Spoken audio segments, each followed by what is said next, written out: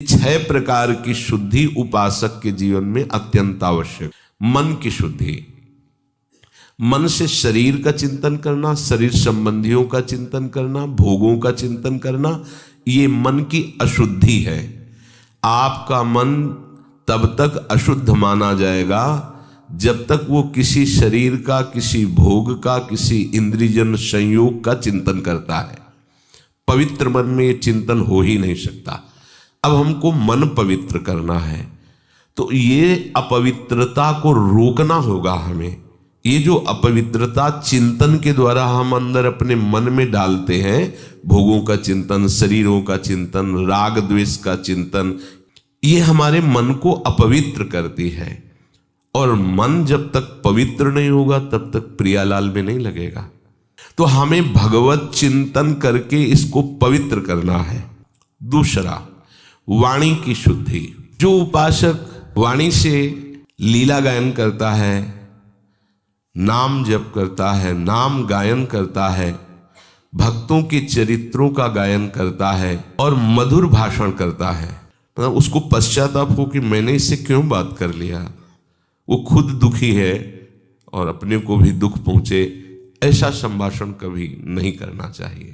किसी से भी बात करें तो ऐसा लगना चाहिए कि हम किसी वैष्णव से बात की है, उसको लगना चाहिए कि हम भगवत पार्षद से बात, श्री जी के निज जनों से हमने बात की, उसका हृदय शीतल होना चाहिए। बार बार उसको अहो भाग्य, मुझे इनसे संभाषण करने का सौभाग्य मिला। वाणी में कर्कशता, परुखता, असत्यता, ये वाणी की अपवित्रता है। संसार की वार्ता, भोगों की वार्ता, नाना प्रकार के प्रपंच की वार्ता, ये वाणी की अपवित्रता है। भगवान नाम जप, मंत्र जप, नाम कीर्तन, वाणी जी का गायन, संतों के चरित्रों का गायन, ये या प्रभु के विषय में परस्पर चर्चा, ये वाणी की पवित्रता है। फिर अन्न की पवित्रता, तो अन्न शुद्धि गृहस्थों के लिए अपनी धर्म के द्वारा कमाई का ही प्रयोग करे। अगर वो धाम आदि, तीर्थ आदि कहीं भी जाता है तो किसी का कोई भी प्रतिग्रह न ले। प्रतिग्रह माने दान होता है, कुछ भी नहीं। जैसे परिक्रमा में नहीं, कचौड़ी पकौड़ी बट रही, हलवा बट रहा है, और आप गृहस्थी हो, आए हो वृंदावन परिक्रमा, ले लिया, 2 नाव खा लिया, तो करने क्या आए हो या क्या करने आए हो? गंवाने आए हो या कमाने आए हो? यदि आप गृहस्थ हैं तो चाहे जैसी परिस्थिति हो, दूसरों का खाना स्वीकार ना करें। अब जैसे आप किसी संत महापुरुष के आश्रित हो गए तो अब आप गृहस्थ नहीं रहे, अब आप आश्रित जन हैं। अब वो प्रसाद स्वरूप आपको मांगना नहीं है, वो प्रसाद स्वरूप आपको वस्त्र दे देते हैं या प्रसाद दे देते हैं, भोजन दे देते हैं। तो वहाँ फिर हमारी ये बात नहीं चलेगी कि हम गृहस्थ नहीं, वहाँ हम शरणागत हैं, उनके बच्चे हैं, हमारा जीवन अब उनके लिए समर्पित है। अब ये हमारे परिवार हुए, प्रियालाल, उनके निजजन, उनके। लेकिन आप बाहर से यहाँ सुकृत के लिए आए हैं 2-4 दिन के लिए, तीर्थ यात्रा भाव से, धाम आदि, तो कभी भी किसी का कुछ भी स्वीकार न करें। कोशिश कीजिए कि पानी भी अपने पैसे से ही पीजिए, फिर देखो आपको लाभ मिलता है कि नहीं। धाम में बाहरी गृहस्थ जन जैसे आवे तो उनको चाहिए कि ठाकुर के मंदिर के प्रसाद के सिवा कुछ भी बाहरी चीज ना ले। 4 दिन के लिए आए हो तो बहुत होश से, ये धाम है, किसी का खाओ पियो मत, भगवत प्रसाद के सिवा खूब नाम जप करो, वाणी पाठ करो, सोहनी लगाओ। अगर आपके पास 10-5 रुपए ही हैं, दाना खरीद लो, पक्षियों को डाल दो, 2-4 बंदरों को डाल दो, किसी एक साधु को भिक्षा, ये तुम स्वयं किसी का प्रतिग्रह न लो गृहस्थ धर्म के अनुसार।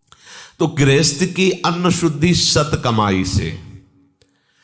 ये जो हम सोचते हैं कि अगर हम बेईमानी, अधर्म, हिंसा, चोरी आदि करके धन ले लेंगे और सुखी हो जाएंगे, बिल्कुल बिल्कुल गलत बात।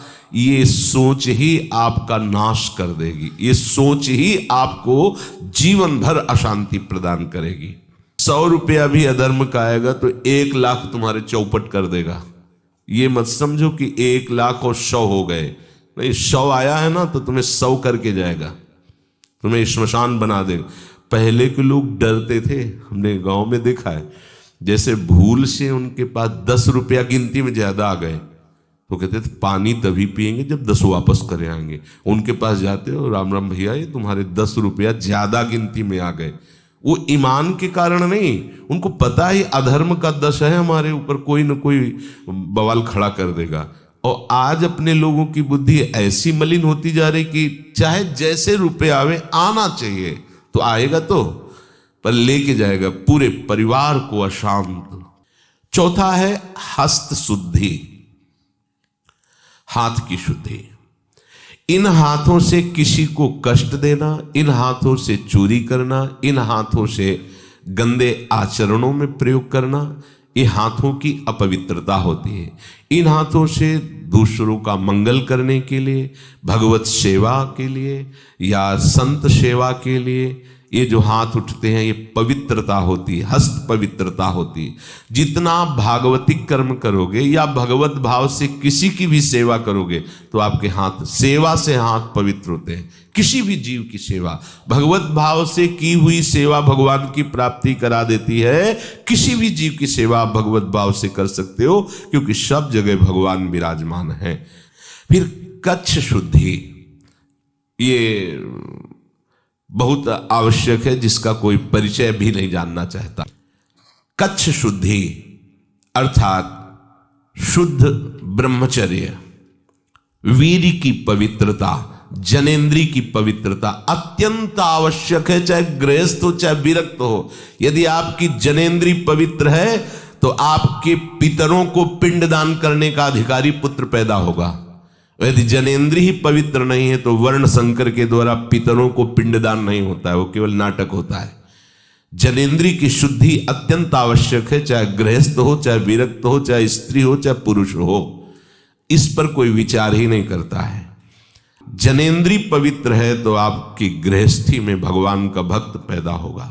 जनेन्द्री पवित्र है, देशभक्त पैदा होगा, माता पिता की आराधना करने वाला पुत्र होगा, धर्म से चलने वाला, पितरों को तृप्ति प्रदान करने वाला पुत्र होगा।